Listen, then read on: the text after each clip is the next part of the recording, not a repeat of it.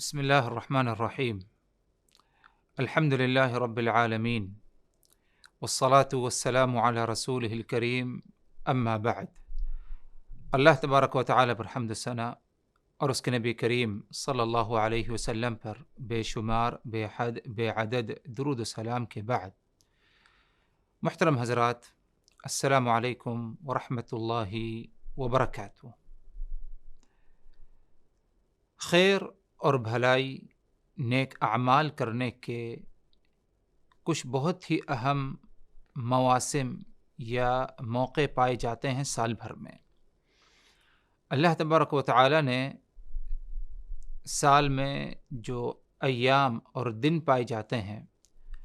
رب العزت نے سبھوں کو برابر نہیں رکھا۔ تمام مہینوں کو، 12 مہینے ہیں، یہ تمام مہینے برابر نہیں پائے جاتے، بلکہ ان میں سے کچھ مخصوص ایسے ایام ہیں، مخصوص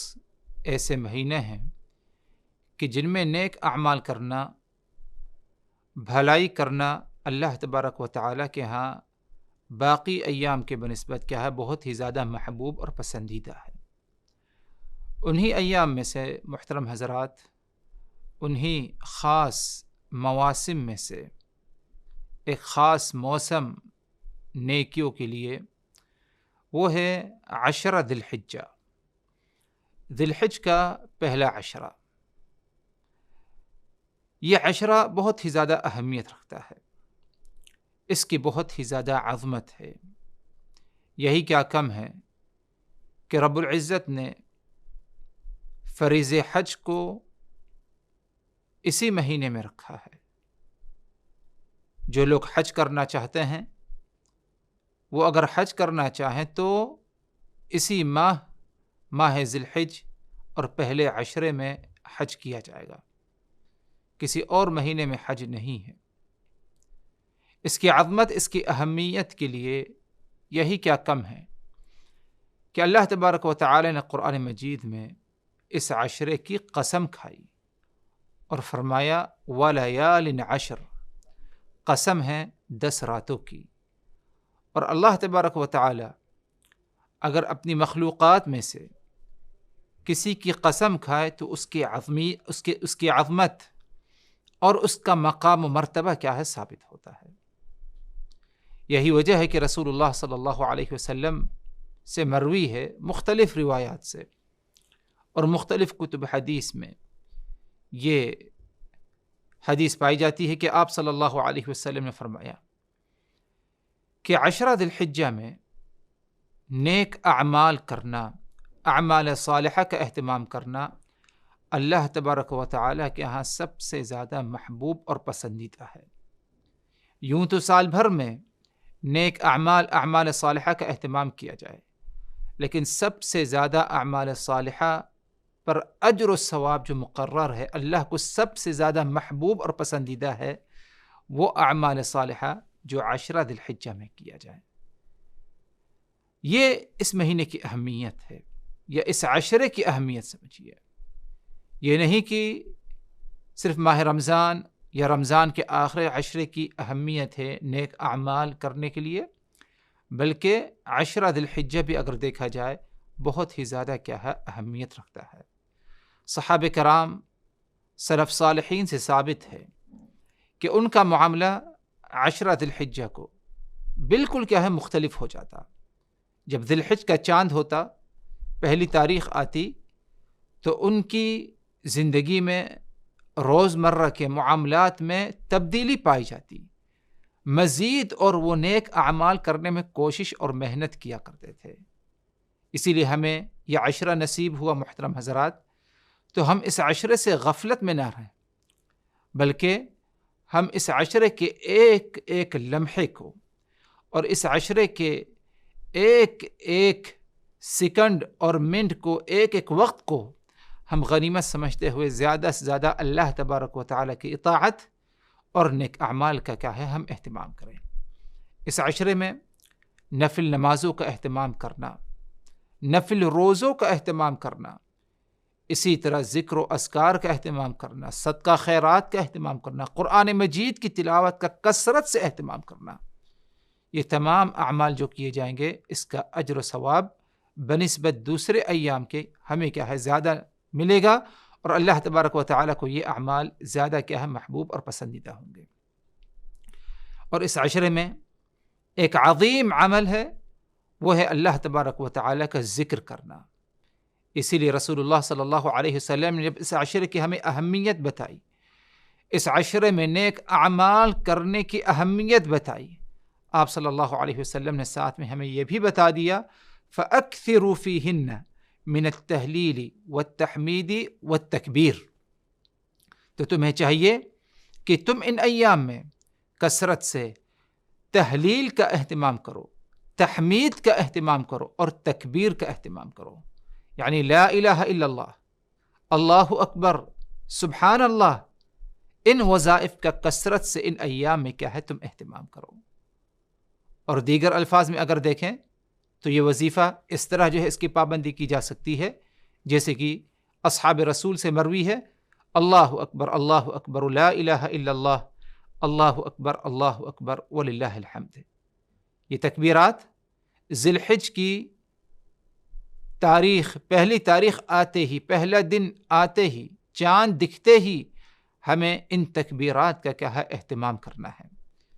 رسول اللہ صلی اللہ علیہ وسلم نے اس کی تاکید کی، صحابہ کرام اس کی پابندی سے عمل کیا کرتے تھے۔ حضرت ابو ہریرہ رضی اللہ عنہ، عبداللہ ابن عمر رضی اللہ عنہما، ان دونوں کے بارے میں آتا ہے جب عشرۃ الحجہ آ جاتا تو یہ دونوں ان تکبیرات کا اتنا زیادہ اہتمام کرتے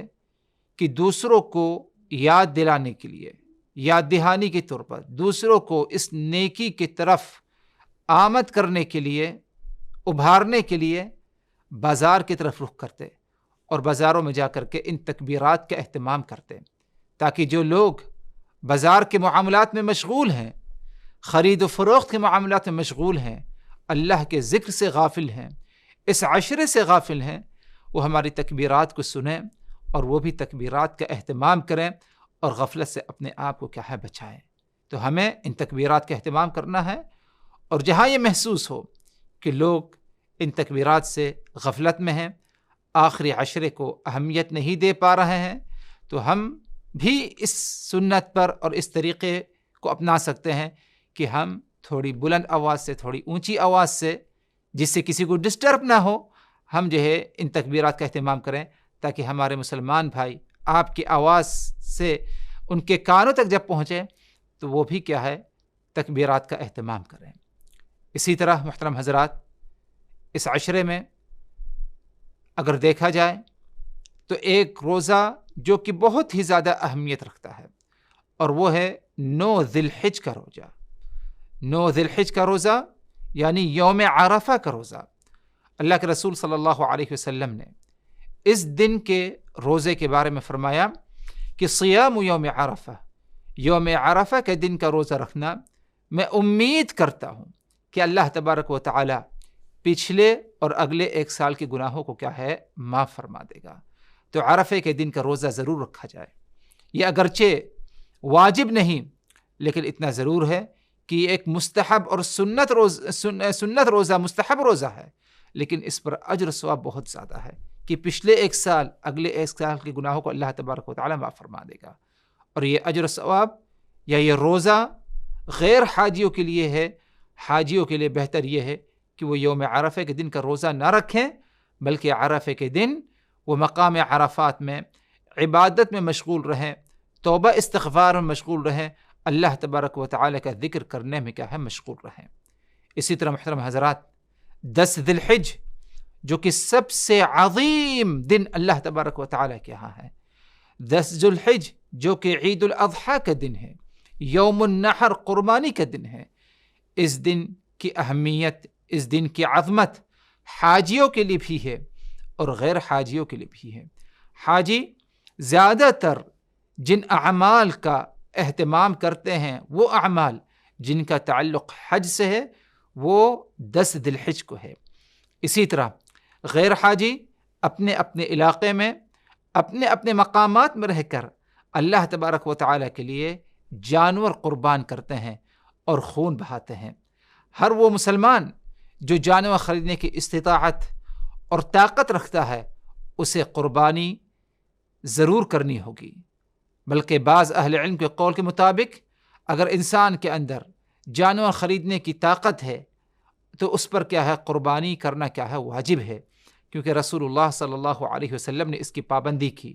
جیسے کہ انس بن مالک رضی اللہ عنہ فرماتے ہیں کہ آپ صلی اللہ علیہ وسلم نے مدینہ المنورہ میں قربانی کی پابندی کی، 10 سال آپ نے مدینہ المنورہ میں زندگی گزاری، لیکن کوئی سال ایسا نہیں گزرا، کوئی عید الاضحیٰ ایسے نہیں گزری کہ جس عید میں آپ نے کیا ہے قربانی کی کیا ہے پابندی نہ کی ہو۔ تو یہ سنت ابراہیمی ہے جس پر عمل کرنا بہت ہی تاکید ہے۔ اللہ تبارک و تعالی نے قرآن مجید میں اس کا حکم دیا اور فرمایا فَصَلِّ لِرَبِّكَ وَانْحَرْ، تم اپنے رب ہی کے لیے نماز پڑھو اور تم جو ہے قربانی کرو، اللہ کے لیے تم خون بہاؤ۔ اور یہ ضرور یاد رکھیے کہ ہر مسلمان حسب استطاعت، یہ کوئی ضروری نہیں کہ آپ بہت ہی زیادہ تکلف میں اپنے آپ کو ڈالیں جانور خریدنے میں، بلکہ حسب استطاعت، طاقت جو ممکن ہو سکتا ہے، آپ کے اندر جو وسعت ہے اس کے مطابق جو ہے آپ جانور ضرور خریدیں، کیونکہ اللہ تبارک و تعالیٰ کے ہاں جانور کی قیمت کی اہمیت نہیں ہے، جانور کی شکل و صورت کی اہمیت نہیں، جتنا زیادہ اللہ تبارک و تعالیٰ کے ہاں اس قربانی کے ذریعے آپ کے اندر اخلاص پایا جانا، تقوی اور پرہیزگاری پایا جانا، اللہ تبارک و تعالیٰ کو یہ عمل اور یہ چیز کیا ہے مقصود ہے۔ تو اسی لیے قربانی کرتے وقت ہمارے دلوں میں اخلاص پایا جائے اور تقوی پرہیزگاری کے جذبے کے ساتھ قربانی کریں، تب جا کر کے ہماری قربانی کا حق قبول ہوگی۔ قربانی کا معاملہ اگر دیکھا جائے محترم حضرات، اس کے 4 دن ہیں، ایک تو ہے 10 ذی الحج عید کا دن، مزید اور آگے کیا ہے 3 دن اور ہیں، مطلب یہ کہ 11 ذی الحج، 12 ذی الحج اور 13 ذی الحج کے سورج ڈوبنے تک، یہ تینوں ایام بھی جسے ایام تشریق کہا جاتا ہے، یہ تینوں ایام بھی قربانی کے ایام ہیں۔ تو اس اعتبار سے اگر دیکھا جائے تو 4 دن جو ہے قربانی کے ہو جاتے ہیں، 10 ذی الحج جو کہ عید کا دن ہے، اسی طرح اس کے بعد 3 دن اور ہیں، 11، 12 اور 13 ذی الحج۔ 13 ذی الحج کے سورج ڈوبتے ہی قربانی کا وقت کیا ہے ختم ہو جاتا ہے۔ رہی بات قربانی کا وقت کب شروع ہوتا ہے، تو 10 ذی الحج کو نماز عید سے فارغ ہونے کے بعد قربانی کا وقت کیا ہے شروع ہوتا ہے۔ اسی طرح محترم حضرات، ان ایام میں جو قربانی کے ایام ہیں، عید الاضحیٰ کا دن ہے، مزید اور ایام تشریق ہیں، ان ایام میں روزہ نہ رکھا جائے۔ غیر حاجیوں کو جو اپنے اپنے مقامات میں ہیں انہیں جو ہے روزہ رکھنے سے منع کیا گیا ہے، کیونکہ یہ ایام اکل و شرب، یہ ایام کھانے پینے کے ہیں، اور اسی لیے اللہ کے رسول نے یہ بھی فرمایا کہ اللہ تبارک و تعالی اور اللہ عز و جل کے ذکر کی کیا ہے ایام ہیں، تو ان ایام کو کھائیں پئیں، ان ایام میں کھائیں پئیں،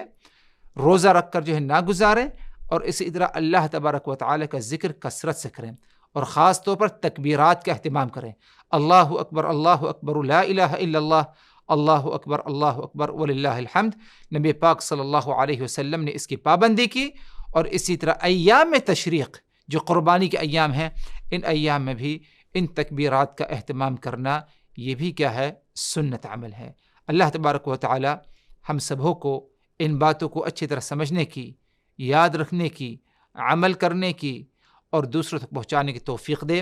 10 ذی الحجہ ہمیں نصیب ہو تو اللہ تبارک و تعالی زیادہ سے زیادہ اس 10 میں ہمیں نیک اعمال کرنے کی توفیق دے، اور ان نیک اعمال کو اللہ تبارک و تعالی ہم سبوں سے ضرور قبول فرمائے۔ والسلام علیکم ورحمۃ اللہ وبرکاتہ۔